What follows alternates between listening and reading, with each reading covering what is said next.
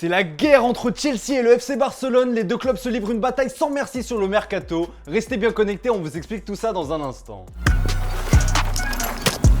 Foot.fr, fournisseur officiel de football.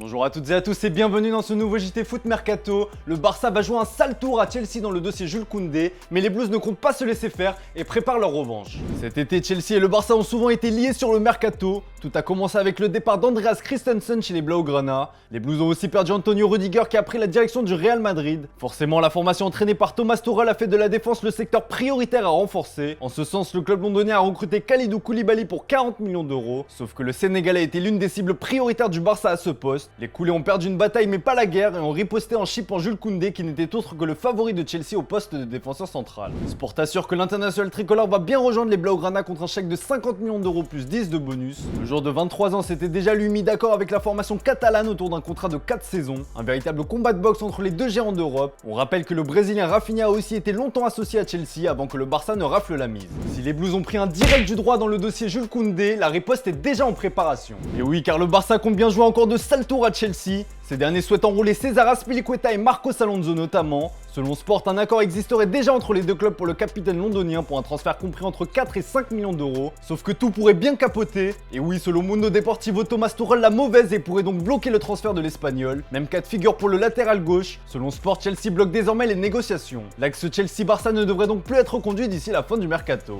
Donc vous l'avez vu, Chelsea galère un peu sur ce mercato malgré les arrivées de Sterling et de Koulibaly. Et ça énerve particulièrement Thomas Tuchel. Après la claque reçue face à Arsenal en match amical hier, l'entraîneur allemand a poussé un coup de gueule et a mis un coup de pression à sa direction réclamant plus de renforts. Nous avons beaucoup de joueurs qui pensent à partir, qui cherchent d'autres options et nous avons des joueurs qui sont partis. Nous avons lancé un appel urgent pour avoir des joueurs de qualité. Nous avons obtenu 2 joueurs de qualité mais nous ne sommes pas assez compétitifs, a-t-il déclaré. Car comme on vous l'a expliqué ce matin dans la revue de presse, Hakim Ziyech, Christian Pulisic et Timo Werner sont candidats à un départ. D'ailleurs, selon nos infos, Chelsea prépare un sale coup au PSG pour Nordi Mukiele. Les Blues étaient prêts à mettre Timo Werner dans la balance pour convaincre le RB Leipzig. Une tentative vaine car selon nos infos, un accord total existe entre le PSG et le RBL pour l'international français. Selon nos infos, il est attendu ce soir dans la capitale pour passer sa visite médicale. Une tendance qui se confirme puisque l'intéressé n'était pas présent à l'entraînement du jour. Le RB Leipzig a confirmé qu'il négocie avec autorisation du club un contrat, sans citer de nom, mais ça sent quand même très bon pour la formation de Christophe Galtier. À moins d'un retournement de situation, Nordi Mukiele sera donc la 3e recrue estivale du PSG après Vitinha et Hugo Ekitike. On en vient à la question du jour les amis, que pensez-vous du mercato de Chelsea jusqu'à présent? Est-ce que vous comprenez la colère de Thomas Tuchel? Comme d'habitude, on attend vos avis dans les commentaires. Hier, je vous demandais si vous étiez d'accord avec le traitement du PSG vis-à-vis de Neymar, et bien vous êtes plutôt très partagé sur ce sujet.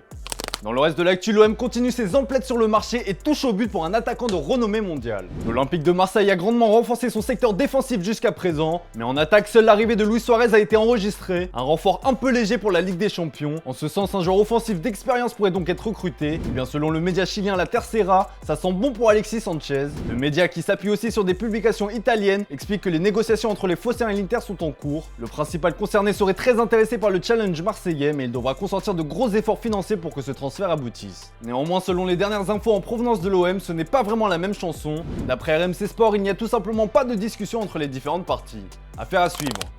Allez, on passe aux officiels et le transfert de Mathys Tel au Bayern Munich est imminent. La pépite a même déjà fait ses adieux au Stade Rennais. Sur son compte Instagram, l'attaquant de 17 ans a fait ses adieux au club breton. Il a notamment remercié le club et ses supporters. Son transfert au Bayern Munich va être officialisé sous peu après avoir passé la traditionnelle visite médicale. Retour en Espagne pour José Callejon. L'ailier quitte la Serie A après 7 ans à Naples et 2 ans à la Fiorentina pour retrouver l'Espagne du côté de Grenade. Il a signé pour une saison avec la possibilité d'une prolongation. Joueur vedette et capitaine du Celta, Iago Aspas va encore continuer de faire trembler les filets de la Liga pendant un moment. Le buteur de 34 ans, auteur de 18 réalisations la saison dernière, a prolongé jusqu'en 2025 avec son club formateur. Ben Davies lui aussi a prolongé son aventure avec Tottenham. Il a signé un bail de 3 ans et est donc lié aux Spurs jusqu'en 2025. Allez, comme d'hab les amis, on se quitte avec l'image du jour. De retour à la Juventus, Paul Pogba n'a pas échappé au traditionnel bizutage et la pioche a choisi une chanson qui devrait rappeler de très bons souvenirs aux supporters français. Voilà, c'est tout pour aujourd'hui, merci pour votre fidélité. On se retrouve dès demain pour un nouveau JT Foot Mercato. On peut toujours appeler, Benjamin Mendy. Si elle doit, on peut toujours appeler.